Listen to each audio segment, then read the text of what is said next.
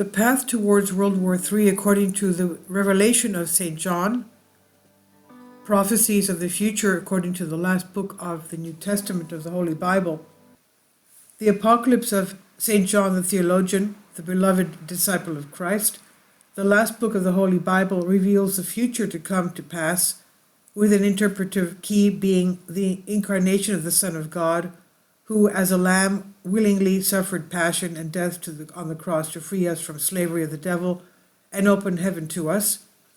After the Lord's ascension into heaven, St. John sees that only he, as Christ, as the Lamb slain, Revelation 5:6, was able to open the seven-sealed book that reveals the insurmountable magnitude of the love with which God rules the world and saves people. That is why, apart from Christ, no one in heaven, nor on earth, nor under the earth could open the book or see it. Revelation 5:3. In heaven, the saints fell down before the Lamb, hence they worshipped him, because our Lord Jesus Christ is God, who as a lamb slain, hence with his human nature, redeemed us with his blood from slavery of the devil, reconciling us to God. That is why the Apocalypse written by the disciple whom Jesus loved, John 13:23, reveals that history has Jesus Christ as its center. The opening of the seals reveals that the word of the Lord from the white horsemen went forth conquering to conquer, Revelation 6:2, hence to defeat all the power of the enemy, the devil, Luke 10:19, to teach and to strengthen the faithful. Those who do not obey the evangelical and peacemaking word of Christ allow evil spirits to operate within them and in society in general. They are the riders of the last three horses. That is why there are quarrels, battles, massacres, wars, which are indicated by the red horse and its rider, while there follows a great famine and death, which is indicated by the black horse and rider. When impenitence prevails and wickedness becomes incurable, the last and deadliest horse comes out, the green-yellow horse with a rider whose name is Death, and Hades follows him, says John. This brings about a double death, physical and spiritual, because Hades is a place of suffering for souls, and the events he causes are of universal importance, since he was given authority over a quarter of the earth to kill in every way, with sword, that is, fights with weapons, and with famine, and with death of every kind, and from the beasts of the earth, small as germs and large as well. Those Christians who died for their faith in Christ were glorified in heaven, where their souls are under the altar, as John sees after the opening of the fifth seal. Holy martyrs are constantly emerging. The sixth seal is special because this opening reveals particularly important situations from a spiritual point of view that take place mainly before the end but have already begun, and then there will be their corresponding material imprint, John says.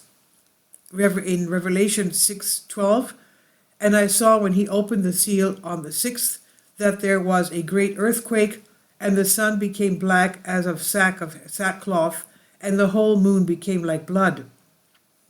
6:13, and the stars of heaven fell to the earth as a fig drops its unripe early figs when it is shaken by a strong wind. 6:14, and the sky was separated from the firmament like an ancient book that is rolled up cylindrically, and every mountain and island was moved from its place. That is, John sees, like the living believers at the time of the sixth seal, that there was such a great spiritual obscuration that it prevents the light from the Son of Righteousness, Christ, the Son, S-U-N. As we know, he is the light of the earth.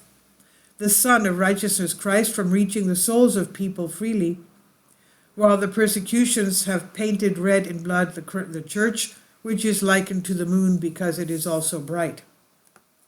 At the time of the heresies in the Roman Empire, there was spiritual confusion, but not so intense as it will be at the end of the world, nor did we have such a massive fall as described of spiritual stars, hence bishops and priests as the Lord interpreted them at the beginning of the book, Revelation 1:12 or 20,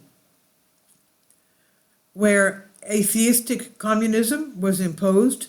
The obscuration was worse than that caused by previous sects in their time. The deprivation of spiritual light will become total when the global Antichrist system returns, which is now, as St. Paisius said, will eat as saffron and go back. St. Paisius wrote the Spiritual Awakening, page 188. During the end, secularization will have cast down to earth almost all the clergy, who before shone like stars in the spiritual sky, illuminating the souls of Christians, who except for a select few will be drawn into apostasy from the unadulterated Christian Orthodox faith and unite with the other delusions and atheism to worship the Antichrist.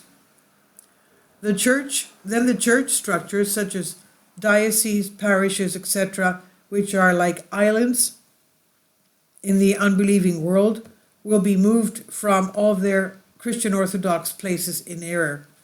The correction will come with the second coming of the Lord and will be final, separating the righteous from the unrighteous and transforming the entire material universe into incorruption with the resurrected bodies of the faithful first.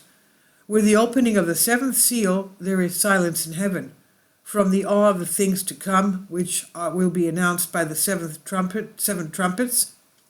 Revelation 8:2 says, "And I saw the seven angels who stood before God, and seven trumpets were given to them." The events of the trumpets are related to those of the seals, but they constitute a series of warnings of particular spiritual importance, the global scope and global scope. And as from the first, a third of the earth was burned up, from the second, a third of the sea became blood, hence died, etc. In the first two trumpets, we have organized atheism, doctrinally atheistic communism in Russia, and the two world wars. In the third, the Chernobyl disaster, which took place April 26, 1986, and it's written in Revelation.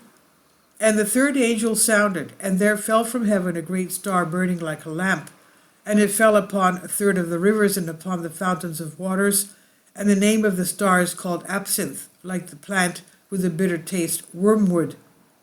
And a third of the waters is Chernobyl in Russian. As a third of the waters became like wormwood, and many of the people died from the waters because it became bitter. Revelation 8:10-11. St. Paisius, who passed in 1994, said, who lived through the event, commented, "There in the Apocalypse, St. John the Theologian reports that he saw a great burning star falling from the sky, polluting, embittering, and fatally poisoning the waters and springs of waters. And the names of the star absinthe, in Ukraine it's Chernobyl. Those who are still waiting for a star to fall from the sky have gone astray. They are never going to know that this has already been done," he said. Since, according to St. Paisius, we should not wait for a star to fall from heaven, it's necessary to focus on the spiritual content of the trumpeting, which is determined by John's description of the star that, burning like a lamp, fell upon the earth, the third of the rivers, and on the springs of water, etc., while the event of the nuclear explosion in Chernobyl is just a corresponding image that warns us in the material realm of the existing spiritual problem. And we explain briefly. Let's remember that in addition to a body, we also have a soul, which as reason and immortal animator of your body is comparably more valuable than it and all material goods. For what will it profit a man if he gains the whole world and loses his own soul? Or what shall a man give in exchange equal to his soul? Matthew 16:26. And that is why the revelation given by God to John is natural to focus on the salvation of the soul. And therefore, in the examined messages of the seals, trumpets, and vials, etc., to focus on their spiritual part. Humans, therefore, having a soul which is a spirit like that of angels, and a material body, live in two worlds at the same time. The two worlds, are connected by the powers of the soul, They interact and are mutually understood. The apparent material world of minds considers the mental spiritual, says St. Maximus the Confessor, and he understands from one world to the other. And he understands, while I understand the sensible or material, but the sensible or spiritual. In this way, we continue to the interpretation. In the spiritual world, not that of intellect, but that of souls, there are spiritual stars, bishops, Revelation 1:20. And he who causes the damage of the third trumpet is great, for the multitude that follows him, and not for the merit of him, because then he would not fall from heaven. He fell while the great bishop was burning like a candle. Hence, he seemed to have a living faith, by which every Christian asks God throughout his life for the cleansing of his sins and his illumination. And this is what the candles symbolize, or candles we light in churches. Contrary to appearances, it was the lust of the earthly things that threw him from heaven. The Christian teaching is water of life, and as Christ said to the Samaritan woman, whoever receives it will become in it a spring of water, changed, springing up to eternal life. John 4:14. Hence he will also become a preacher of gospel of the eternal kingdom, as the Samaritan woman herself became, apart from the other disciples. There have been many falls of spiritual stars in church history. That is, from the time to time there have been bishops and other clergy and prominent Christians who strayed from the purity of Christian orthodoxy, creating heresies. Here a great bishop has a name that lives but is dead, as the Lord said about the bishop of Sardis, Revelation 3:1. Because while he fell into heresy, he continues to present himself as a bearer of grace and truth. It is still in the foreground then, when the third trumpet heralds a new world event of great spiritual significance. The bishop, so great for his secular response, is none other than that of ancient Rome. He was also great when he fell in 1054, creating the schism between the Orthodox Eastern Church and the Catholics, while he continued to fall from error to error despite all his apparent piety. In 1870, the Pope was declared infallible, hence God, a decision ratified by the Second Vatican Council, 1962-65, which even accepted that infallibility applies even when the Pope does not speak from the pulpit. In 1986, the year of the Chernobyl nuclear disaster, the Pope of Rome officially launched in Assisi, Italy, the pan-religious assemblies, ostensibly to achieve world peace, but without the peace of God in the souls of the various religious groups that participated, including so were the voodoo magicians. The Pope of Rome not only fell from heaven, but he fell by making the water bitter, hence the poisoning the core of Christian teaching, which is salvation exclusively through Jesus Christ. In its authentic form, this teaching is water of life as it springs from the Lord himself, and irrigates as if with smaller springs and rivers, hence through the apostles, evangelists, and their disciples, the whole universe. Thus, shortly before the official announcement of the new order by the American President Bush the Elder, 1990, we have on October 27, 1986, in Assisi, its religious inauguration, in which the Pope heads all the religious groups dressed in white as a lamb. But by uniting all these groups with the many contradictory and blasphemous beliefs about God, he holds a position of the false prophet of the apocalypse.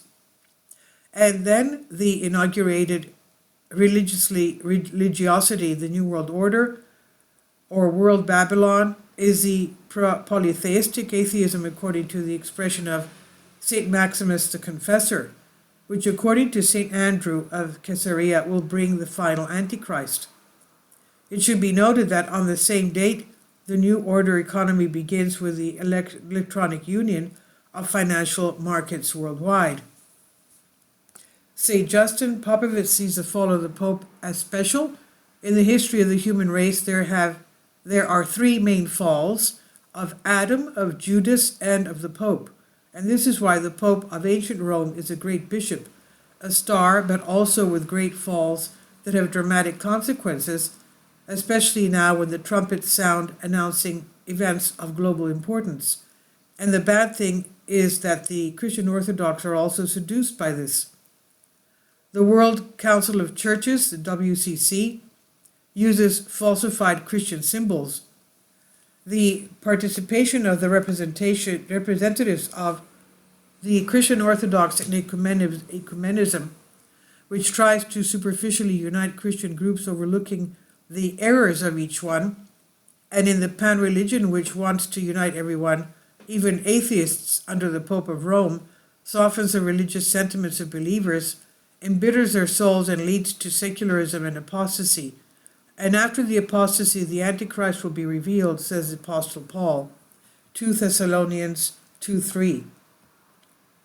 The disaster of Chernobyl, April 26, 1986, was also the cause of the collapse of the Soviet Union, says its late leader Gorbachev.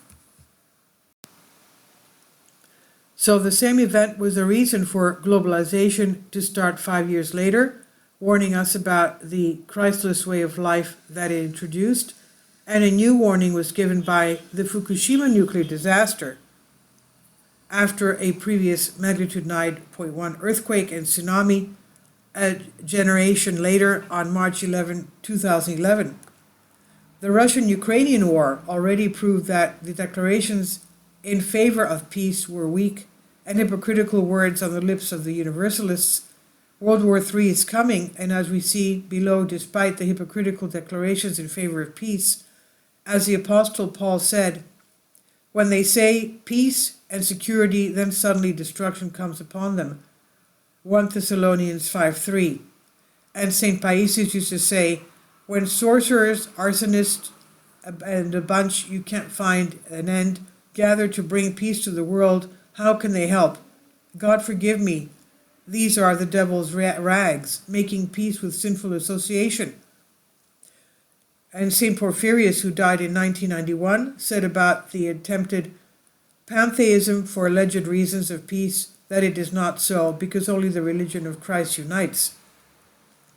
And about the intended union of the self-proclaimed Christian churches, St. Sophronius, who passed away in 1993, said, the union of churches is difficult to impossible. Those who talk about unification of churches do not know either the mentality of the heterodox nor the height of Christian orthodoxy.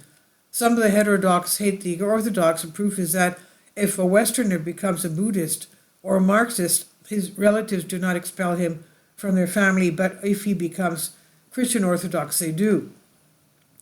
To keep the Christian Orthodox faith, and because we live in hard times, we will receive a wage more than other people who lived in former times and kept their faith. Of the Metropolitan, this is from the edition of Metropolitan Apactos and Saint Vlasios Hierotheos.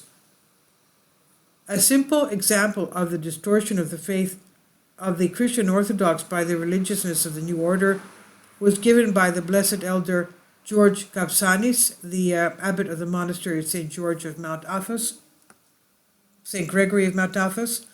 He said, we live, he said, in an area of confusion, inter-Christian and inter-religious syncretism, mixing, promotion of the so-called New Age.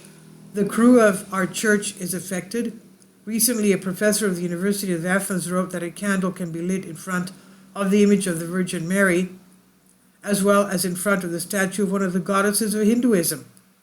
But all the gods of the nations are demons, says David, Psalm 95:5, and the Lord makes it clear no one can work with two masters, Matthew 6:24.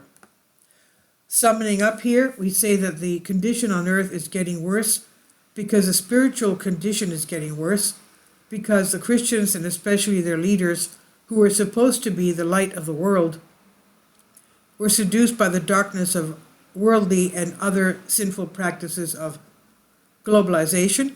Thus, like useless salt, they are of no use to Christ for the salvation of mankind, because without realizing it, they were thrown out of the church by the saints, while the calamity of the Third World War is coming. And this I've translated for you from a Greek article. It explains a lot of the symbolism in the book of the Apocalypse, book of Revelation, the last book of the New Testament, the seals and the vials and the trumpets. Please leave your comments, and thank you for your support. Support my Patreon account. The daily posts are 5 videos daily, and they are totally different from what I have on my YouTube channel. Thank you so much for your support and that you find all my content so interesting. You'll find the Patreon account details in the description box below.